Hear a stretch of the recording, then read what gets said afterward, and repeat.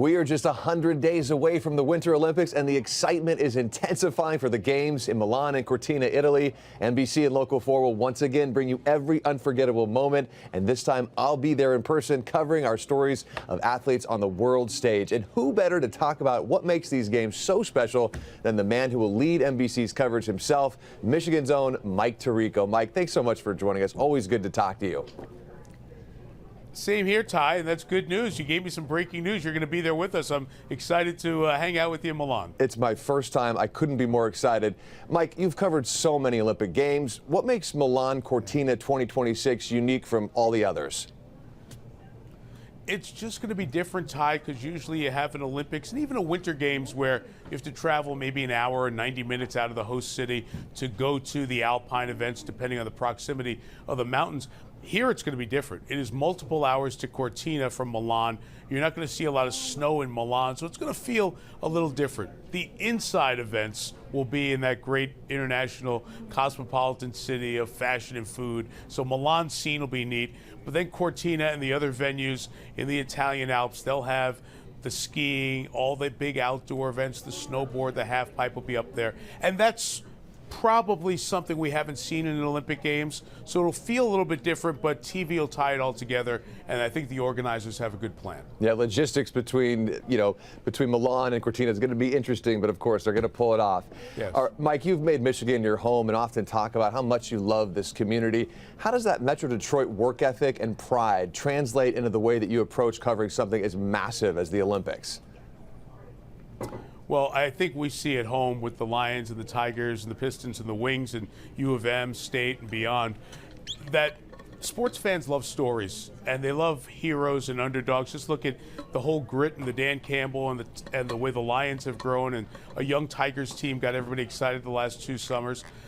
That's a lot of the Olympic athletes, and I think being around that for me just brings that home. People love the stories of the underdogs who could, and when they get to the top, never forgetting where they're from, as so many of our Michigan athletes do. And I think when you cover the Olympics, this will be my 5th as the primetime host, that's what you take away. These athletes who never forget where they're from, who have such a appreciation for the people who've helped carry them this far and want to celebrate those moments with them. And that's, when I think about my time hosting the Olympics, those are the visual images that pop in my mind, seeing the tears and the families and the medals all together at the end. Oh, yeah, so true. Well said, Mike. Italy has such a rich sports and cultural history. What kind of energy or atmosphere are you expecting when the world gathers there? Yeah, as I mentioned about Milan, it's one of those places that if you haven't been there, it's an aspirational destination. You want to go see where all of these famous Italian brands got their start, the original stores that are there. The areas around Milan have such a really cool energy, those plazas, and I'm fascinated to watch how the Olympics will come into that city. It'll feel different than Paris. Paris, I think, used its amazing landmarks to just host as a backdrop all of the venues and sporting events that we enjoyed last summer.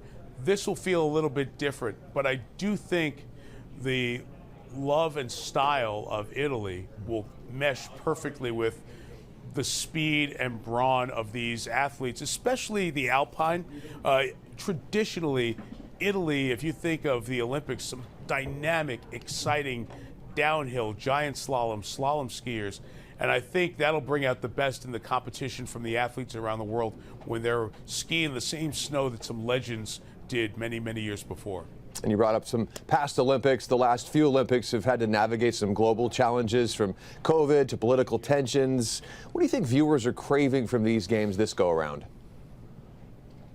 Fans, right? I mean, that was the difference in Paris. You go back and look at the games in Paris and you see the energy of the people and the athletes feeding off of that. And instead of coming to a camera and doing a Zoom conversation with their parents or their loved ones back home, able to hug them and see them and have them in the stands cheering them on.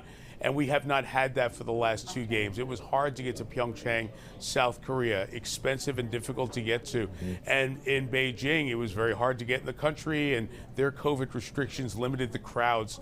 So talking to some of the athletes on the Today Show Plaza as we were 100 days out from the games, several of them brought up, without even me asking, the fact that we're going to have fans. the energy of those fans. Hillary Knight, one of the best women's hockey players, said it's going to be great to compete in front of a full building of fans who are rooting for you and family. So that, I think, will be the thing we'll all take away from these games. Yeah, it's going to bring some extra energy for sure. And Mike, you've talked before about how the Olympics brings out the best in human stories. That's what we're all craving. Are there any athletes or specific storylines you've already got your eye on heading into 2026?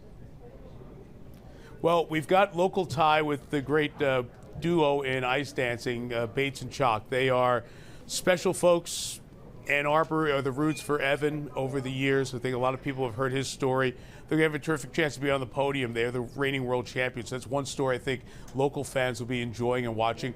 Also the hockey. We had so many of the players on Team USA come through Metro Detroit because that U.S. hockey team national development program was in Ann Arbor and now is in Plymouth, and they're doing a great job hosting in Plymouth.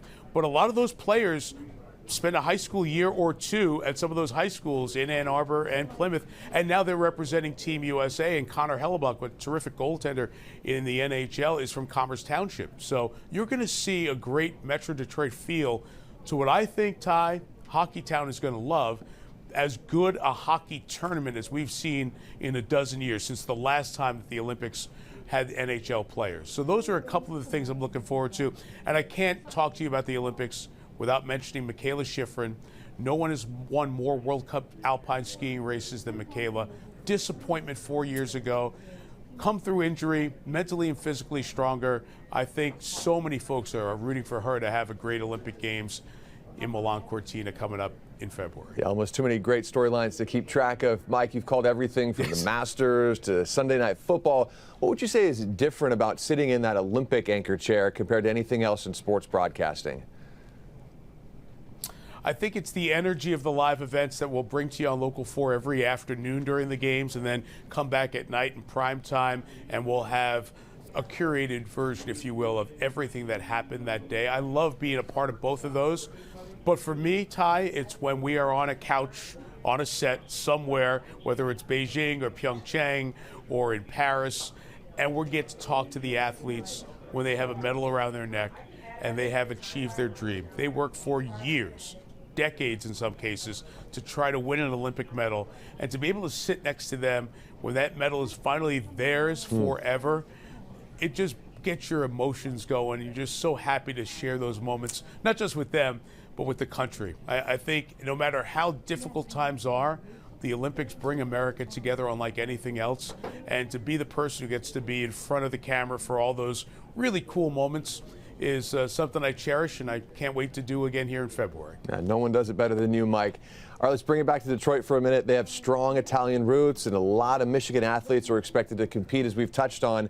How special is it for you, as a Michigander yourself, to see those local names representing Team USA on the world stage? Oh, that's always fun for me, and it has been over these last couple of Olympic Games. Bates and Chalk, as I talked about, those terrific ice dancers, to know that we've got some Ann Arbor ties that know each other, to talk to the hockey guys about their time going to Pioneer High School or the other high schools in Ann Arbor as they were part of that U.S. national development team.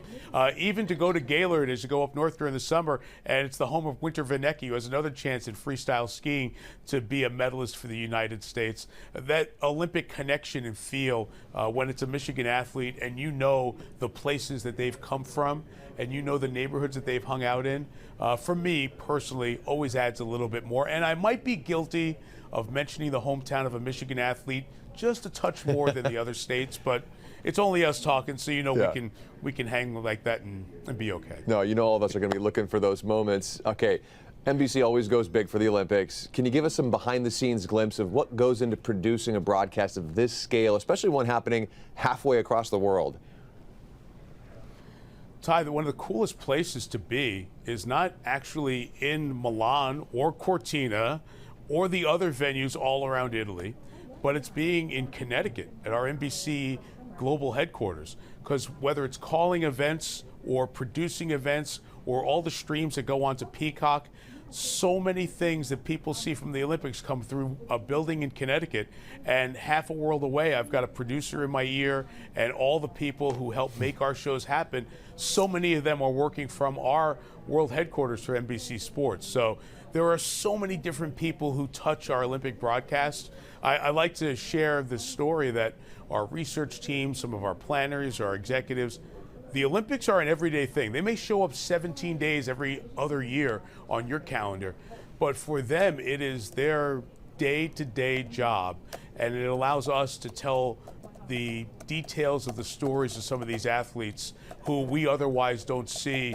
come through Little Caesars Arena or come through the big house. That's what makes it fun for us to be a part of a team that can share all those stories and hopefully make folks just kick back every night on Local 4, watch the Olympics, and just feel good about life in the middle of winter. There you go. No, well said. Mike Tirico, face of NBC's Olympic coverage, thank you so much for your time this morning. I can't wait to see you in Milan and Cortina. Have a great rest of your day, Mike. Appreciate it. Same thing, Ty. Look forward to having you over there, bud. See you soon. All right, see you soon. Bye.